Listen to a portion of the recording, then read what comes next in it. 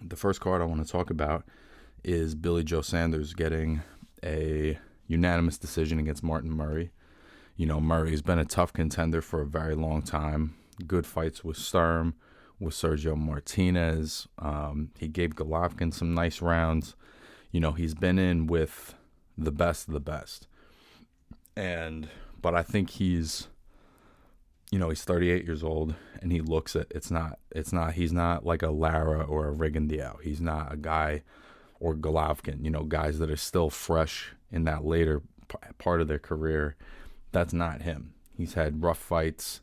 He's coming off a layoff. It's probably harder to shake off that ring rust at that age. So it's not exclusively age, but it's age mixed with other circumstances.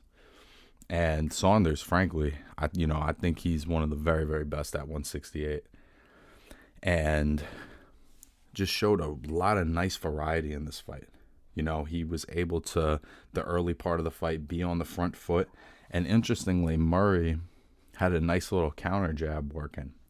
And I think that for the first 2 rounds, they kind of fought more on even terms. And then at some point, Billy Joe got up on his toes a little bit and started to box and mix up his approach, sometimes coming forward, sometimes being on the back foot and being slick.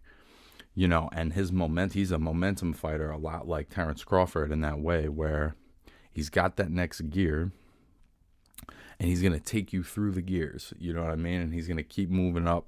And by the 5th or 6th round, if he's caught his rhythm, he's just kind of boxing circles around you, which is exactly what happened in this fight. The head movement and the elusiveness with the footwork is really incredible, and just his ability to adjust mid-fight, because this was a tough opponent, man. There's world-class fighters that have had a hard time with this guy. So in my mind, I was like, look, if this is like another tough decision, makes sense. It was a tough decision when he fought Sergio Martinez. So, and Billy Joe every round just made that gap wider and wider and wider. And by the end of the fight was completely dominant. I thought they could have stopped that fight, with it maybe in the 10th, the 9th or the 10th, the corner could have stopped it. But, I also understand him wanting to finish the fight and do it on his terms and all that, but for Billy Joe, I would love to see him in a big fight next. I would love to see him against the winner of Canelo and Callum Smith, or David Benavidez, or Caleb Plant, or any of the many talented fighters of this weight class, because his skill set and the number of things he can go to holds up against anybody at that weight. Anybody. He's as dynamic as anybody, and he has that similar thing to Tyson Fury, where like he can do so many things that whatever it takes to win the fight, he will and can do.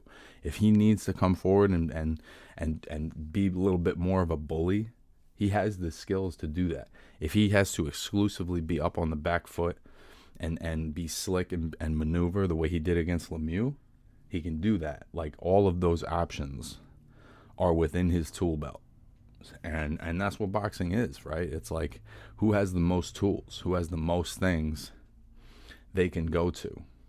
And when this guy switched on, I think he has, one of the fullest tool belts in the whole sport.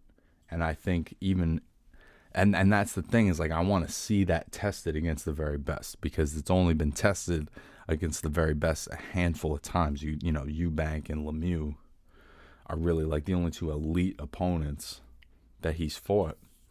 We want to see how that holds up against Golovkin, against Andrade, against Benavidez, all those guys that, from 160 to 168. We have to see those, and we got to see him now. I mean, he's in his prime. He's at his very best. He's still young. He's like 31. Now is the time. And I honestly think the sky is the limit for this dude. He's a very talented guy. So I hope what's next for Billy Joe Saunders is a big fight. That's what I hope. Because I think he deserves it, honestly. I think he deserves it with that kind of performance. And on top of that, after the fight, he's critical of the performance. And he's like, my timing was off. And he's like kind of beating up on himself for winning basically every round. That's the champion's mentality, where you can always get better. You can always do something else. So